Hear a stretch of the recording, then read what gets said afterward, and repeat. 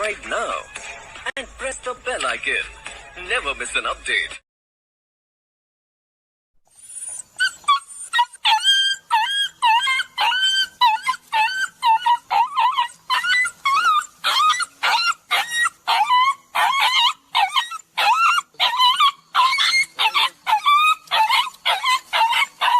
अगर कानून वापसी नहीं होगे तो राकेश टिकैत आत्महत्या करेगा। और ना परेशान हो गए हम लोग 2.5 साल से, ये भी परेशान हो गए, हम भी परेशान हो गए, करो फिर। दोस्तों जय हिंद।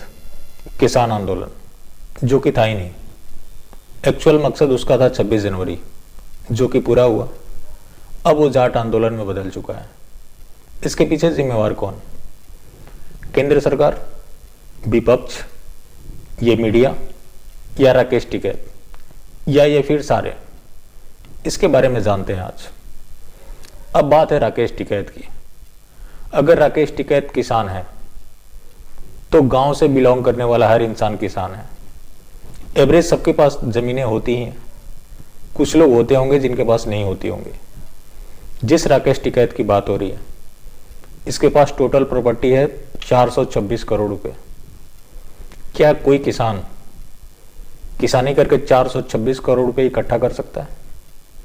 इसके अलावा इसकी संपत्ति, इसके 3 गाड़ियों के शोरूम है, 7 पेट्रोल पंप, 10 कम्युनिटी हॉल जिसमें शादी विवाह होते हैं, उसके बाद 287 बीघे जमीन।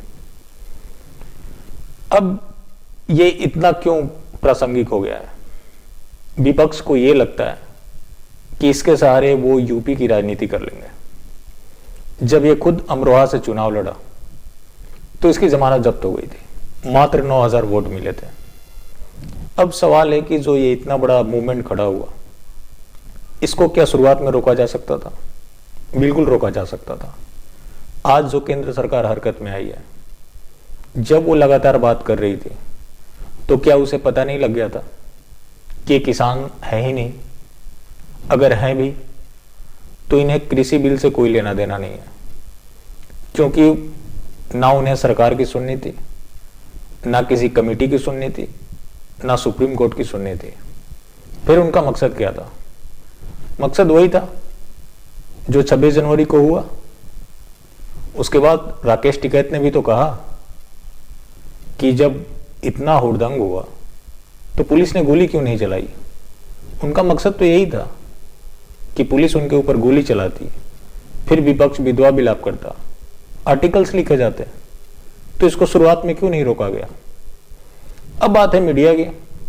मीडिया ने शुरू से अन्नदाता अन्नदाता बोल बोल कर ऐसा साबित कर दिया कि पूरे देश का अनाज पंजाब से आता हो। और ये जो किसान है, पहली बात, ये हुड़दंग करने वाले उपद्रवी लोग किसानी करते होंगे, और ये किसान किसानी करता है तो अपने फायदे के लिए करता है। क्या किसी को फ्री में अनाज पहुंचाता है?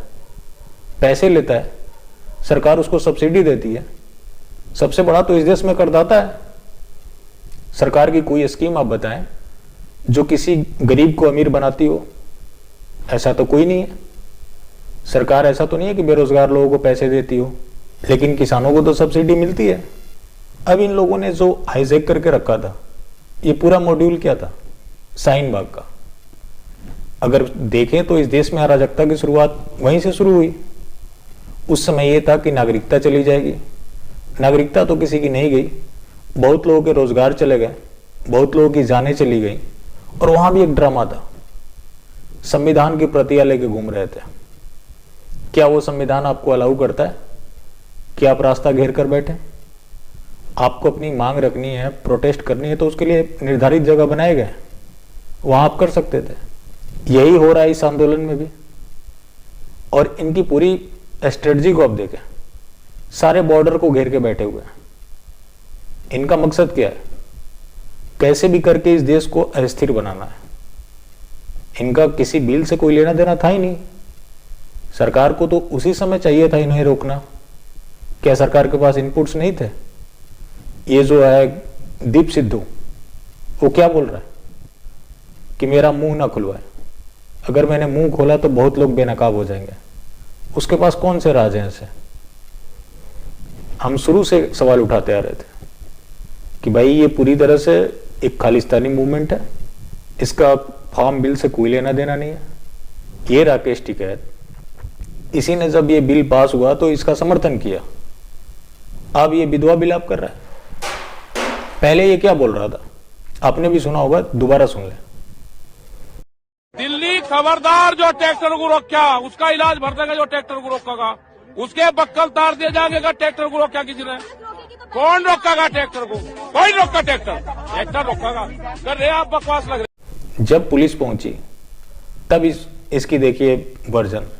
पूरे देश के किसान, पूरे देश के किसानों बर्बाद कर दो। यही था वो वीडियो जिसने फिर से किसान आंदोलन को पुनर्जीवित किया, क्योंकि जो इंसिडेंट 26 जनवरी को हुआ था उसके बाद तमाम किसान और लोकल इनके विरोध में आने लगे थे। रेवाड़ी, धारूहेड़ा, कई जगह लोग आके बोलने लगे थे, अल्टीमेटम देने लगे थे कि तुम देशद्रोही लोग हो, इस रोड को खाली करो।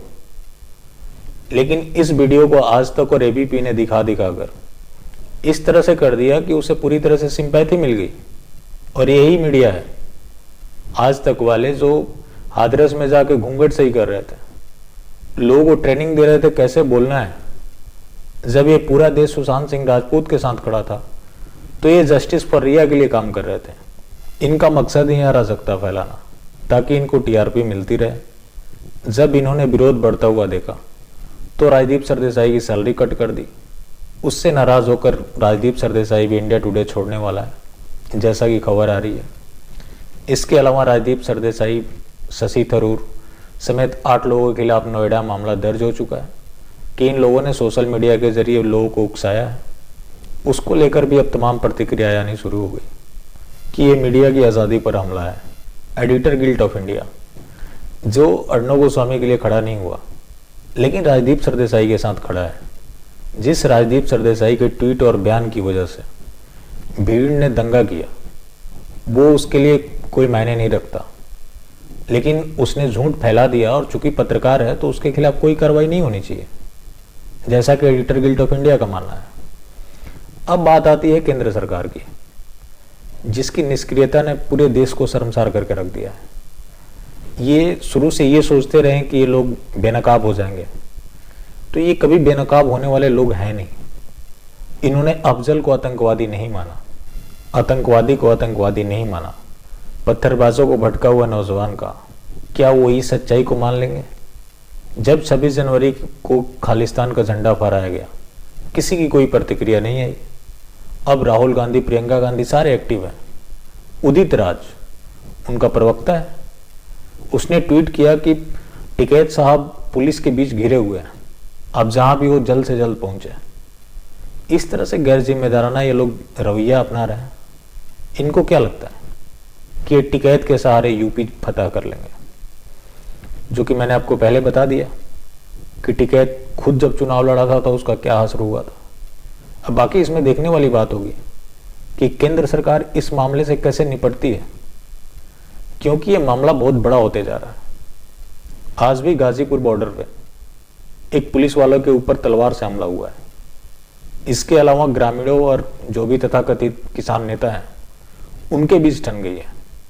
वो चाहते हैं कि उनका रास्ता खाली किया जाए। केंद्र सरकार को भी चाहिए कि ऐसा एक्शन ले जो बाकियों के लिए सबक हो, वरना कल कोई किसी अपराधी के लिए रास्ता ब्लॉक करके बैठ जाए, किसी दंगाई के लिए रास्ता ब्लॉक करके बैठ जाए, क्या उसकी सजा नहीं होगी?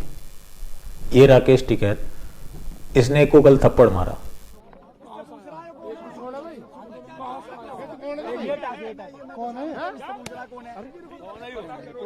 और इसकी वजह से सब कुछ हो रहा है। कल होके इसकी गिरफ्तारी होती है, इसके लिए भी दंगे फसाद होंगे, तो क्या इसकी गिरफ्तारी नहीं होगी? केंद्र सरकार कैसा एग्जाम्पल सेट करना चाह रही है, और ऐसे तत्वों को इतना बढ़ने ही क्यों दे रही है? इसे तो पहले ही इस मामले को कंट्रोल कर लेना था। उसके पास इनपुट्स तो होंगे। सबको पता था कि ये जो खालिस्तान का झंडा फहराएगा उसको इनाम दिया जाएगा। 1 फरवरी को भी उन्होंने इनाम रख रखा है। आज के लिए यहीं तक, फिर मिलता है। जय हिंद।